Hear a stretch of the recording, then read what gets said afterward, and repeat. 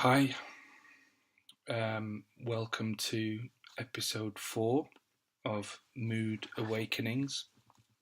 This episode is going to be the anatomy of my first nervous breakdown in 1995. The reason why I've chosen this one is because it was the biggest one, it was the most significant, and I'd also like to think it's kind of the undisputed one that was essentially the most powerful, the most spiritual, the most kind of life-changing out of the other ones. The other ones we do refer to as episodes, same way as I've got episodes within Moods Awakening, which might be quite confusing in terms of vernacular. But this one is the big one, the full blown. This is why I wrote Hypermanic. Basically, is because of this profound event in my life. So obviously it's 22 years later. I've done a lot of thinking, as you probably know if you've seen my blog in hypermanicwordpress.com. Within that space, it's allowed me to self-express a little bit about what I've been going through at the stages I've been going through, but I think the combination of factors of searching for answers I've spoke about in previous episodes, eventually, year after year as they go by, you find out more, and if you're prepared to look, you'll learn more about yourself and find out some uncomfortable truths, but certainly getting to the bottom of understanding why it happened, and ultimately feeling at peace about it, reflecting, looking backwards. So let's get started. I'm going to go as quick as I can because this is quite a story to tell, but here we go. So I've kind of worked out that in my nervous breakdown there were 8 stages to it. So the first stage I've called Hubris, the second stage I've called Sentience, the third stage I've called Awestruck, the fourth stage I've called Doubt, the fifth stage is Retract, the sixth stage is Recede, the seventh stage is Revelation, and the eighth and final stage is Flux. Now I'm going to go into each of those stages into more detail, but first of all I'm going to just quickly go through really quickly into a bit more detail as to what the 8 stages are. So hubris is essentially what I would refer to as being driven with excessive ambition. I had an approach or an attitude to life which wasn't it wasn't a healthy one, let's say that. It's kind of I had dangerous overconfidence. I was a man with a mission. I was reckless. I was unprepared for what I was about to go through, and I was a bit of a rebel. I think I still am to this day. I haven't managed to shake that off. I don't know if that's a good thing or a bad thing. In terms of sentience, I had an inflated perception of myself. I was perceptive, but again, too much of that makes you tune in. You get it's sort of magnet-like. You start to kind of oscillate like a sort of a frequency thing where you're tuning into stuff, becoming illuminated and sensitive, which leads to you feeling kind of pumped and optimized and kind of superhuman in a sense, and you feel like you're touching the sky. You get so far into this that eventually you have to kind of come back, and so this this feeling of having made like a rash decision, or that kind of idea of pride before the fall. I crashed. I burned my fingers. I met God, if you want to call it that. I got the fear because I had met God. And that made me very shocked and extremely afraid. And I'm sure you may have got to the same position if you've gone through something similar. It's a very frightening moment. So I was stunned. Then that leads into doubt, into that stage, which is a little bit like, anxiety, restlessness. It was a bit like I'd kind of like Superman's kryptonite. There's this overwhelming feeling to your core that you've rattled yourself, and what you've done is possibly a sin, or I don't know. It's just going into places where you just feel like you just kind of shouldn't have gone before. So you get massive introspection. You're unsettled, uncertain, and this spiral kind of begins where you start to chase your tail, and then that moves into retract. You're tending to your wounds, withdrawing back under a stone. You're trying to kind of hide as much as you can because you overextended. It's a little bit like embarrassment, but like much, much worse than that. Then you recede. You've had enough. You're sort of starting to let go because you're wanting to get off the ride because you don't like it anymore. And this stage is a bit like kind of calming just before the next wave comes in. It's sort of like the tide goes out just before the revelation starts. And that's when this huge tsunami comes back in and hits you like a massive deluge, like you've never felt before, and you're clinging on for grim death, and it's absolutely horrific. It's out of this world. It really is kind of. It's not. It's that's the bit I can't really put into words because it's you've gone right to the end. I sometimes refer to it as when you pull a rubber band and you keep pulling it and you're kind of stretching it so far until eventually it snaps and it hurts your fingers. So it's being right at that crisis point. And once that happens, you go into this flux, It's I once jumped out of an aeroplane and it was a static line jump, and sitting by the engines and the engine noise and everything is so overwhelming and frightening, and you're going to jump 2,000 feet out of this plane.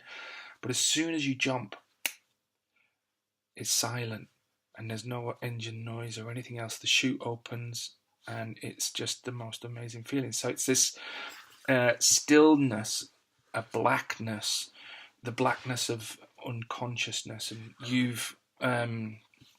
you're exhausted, and you've you needed to release, and you're unconscious, and at this stage the doctors have taken over, and that's the end of it. So back to hubris again at the beginning. When I first got to university, I had insecurity, in general, wasn't quite sure of myself, desire to prove that I was no loser. I had this unhealthy ambition to be the best.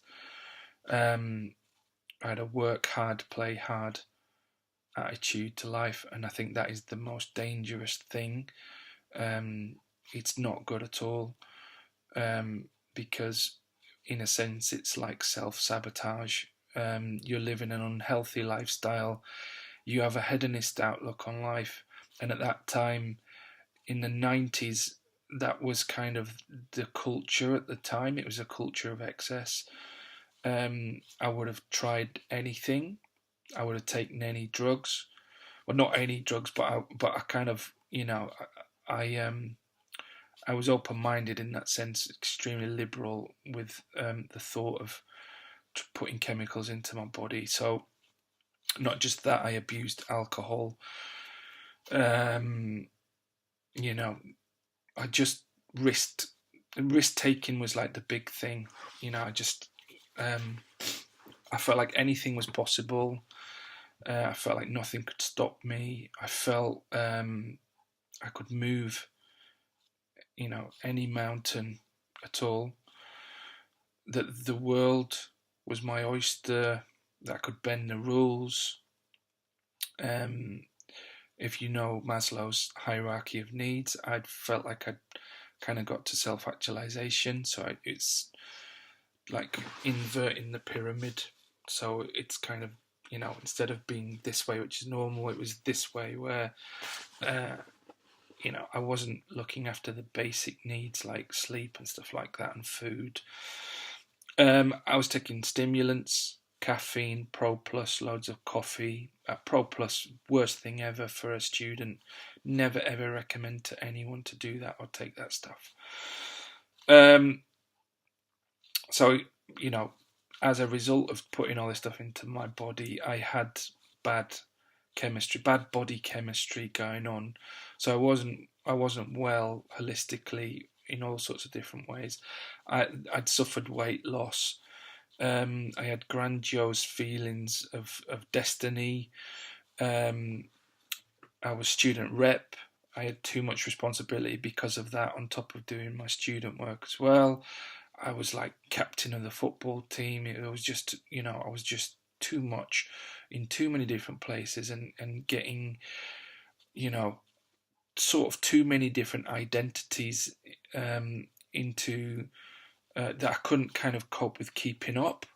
Instead of just having one identity and just being me, I was being like the football bloke, and then the great boyfriend, or I don't know, the exciting guy, the popular mate. I don't know, all of these things, and it was about being bulletproof and putting up with it all, or keeping the front. That was essentially it. So in doing all of this, I got agitated, too much, too active. I'd got a computer in my bedroom. I suppose that's not that abnormal these days. Everybody's got a computer, I guess. But in '95, we had a computer lab, so I only had access at college between 9 and 5, or whatever, 9 and 6. But I decided to take a student loan, buy my own computer, and once it was in my bedroom, I couldn't put it down. I was on it all night and all day, and it was just stupid. I was completely irresponsible, and I wish I'd never done it. I got irritable. I was feeling manic. I was struggling to make decisions. Then I was sort of getting into this sentience stage, where my sensitivity was getting higher. I was learning my trade as a creative, or at the time an information designer, learning things like semiotics and communication strategies and things like that. Look, understanding persuasion techniques and why humans do what they do. So typography, messaging, all of that led to me having a higher state of awareness when I was traveling on the tube, and I used to see posters and decode them very quickly and feel like kind of I was somehow seeing into the matrix, or kind of like I was a lightning rod for these comms and it was stupid again. It was another misconception of omnipotence, which was incorrect. This led to getting to this point of being again the awestruck stage, getting tormented really by analysis paralysis. Your brain won't slow down. You can't stop looking at things. Can't stop listening to what people are saying and analyze what people are saying, which is affecting your relationships because you're unable to concentrate, unable to feel relaxed. Your belief systems are skewed. What else?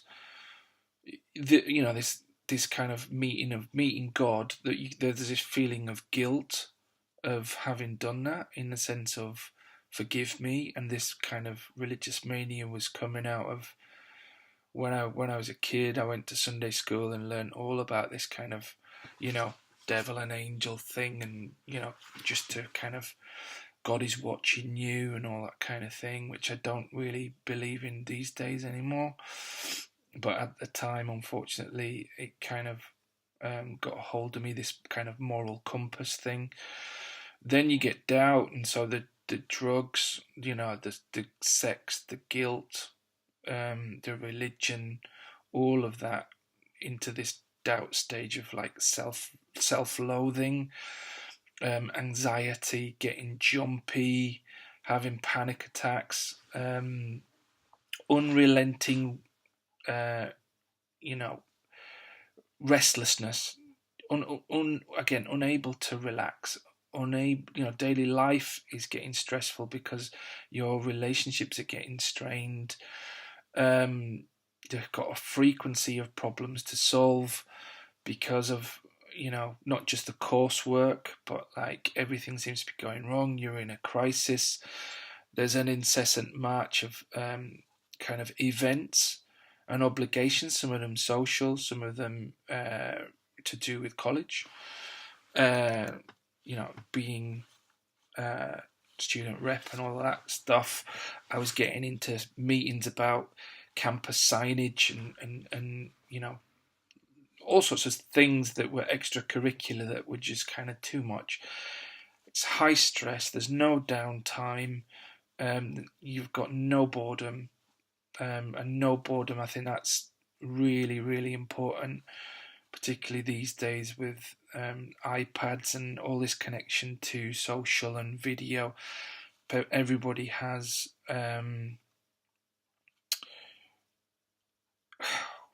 my kids are just all the time getting instant gratification, and I just don't think in terms of the secretions in the brain, I think they're getting affected.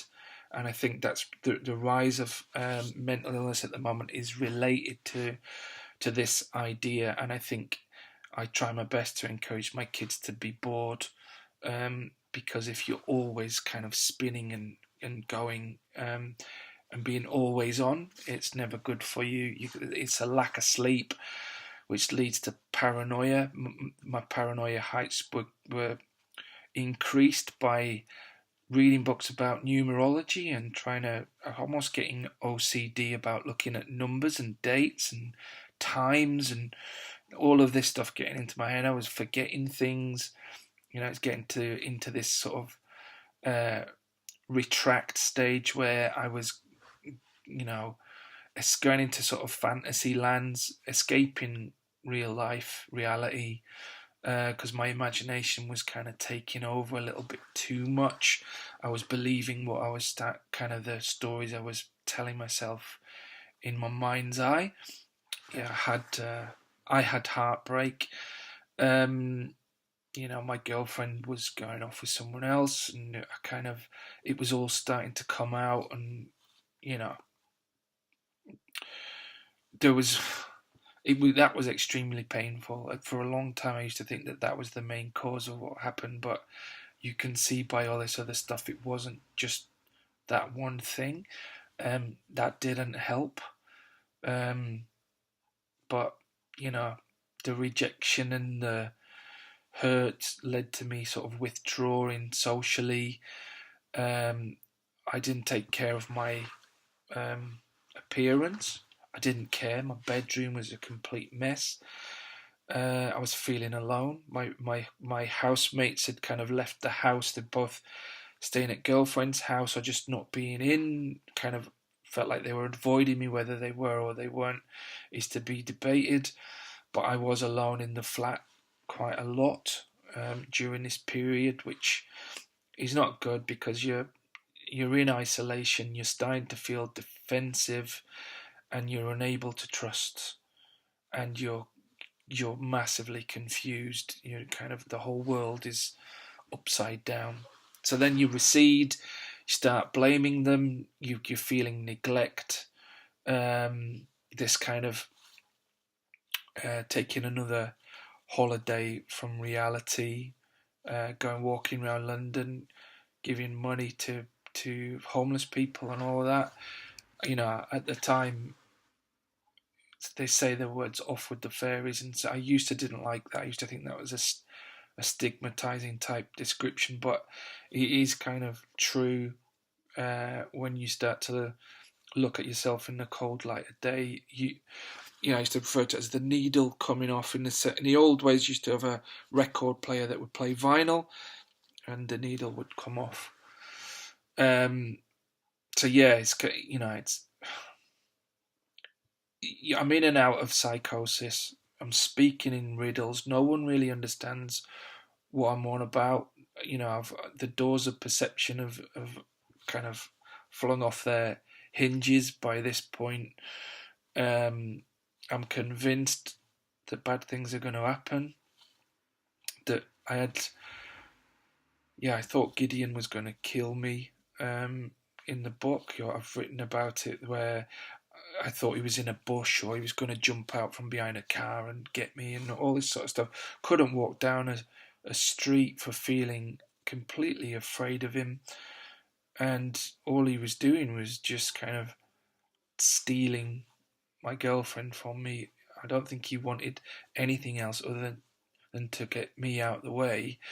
And that didn't involve kind of killing me. So, this belief was strong, but ridiculous. But I was, clinging on to my sanity at that particular point. You start to feel that there's like internal forces, a bit like a possession. You feel you're not quite sure where all this stuff is coming from.